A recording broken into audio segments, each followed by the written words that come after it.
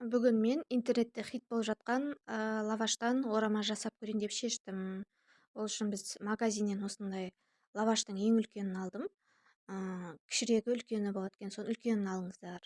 Үлкені біраз жетеді екен. Осыны ораманың тестасына жаққандай сұйық майымызды лаваштың каждый несіне жағып аламыз, біркелкі қылып. Салмасын бөлек дайындап аламыз. Біздің үйдегілер картошканы жақсы көретін болғандықтан біз картошкасын көбірек қылып саламыз. Әркім өз қалауы бойынша салады.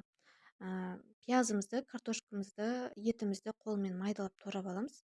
Үйде қойдың майы, жылқының майлары болатын болса, ішіне майдалап турап жесеңіздер, сочный болып шығады.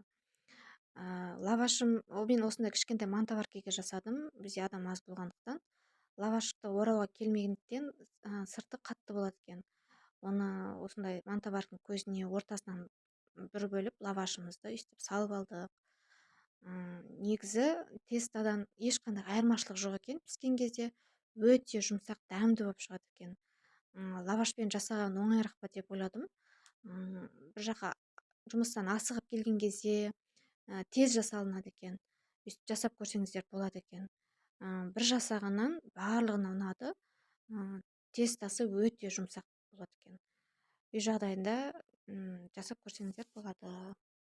Мен деген дайын болған лавашымды түсірем деп ұмытып кетіппін. Лаваштарымызды сұйық маймен майлап 20-25 минутқа пісіріп аламыз. Тез піседі. Ас болсын, жасап көріңіздер.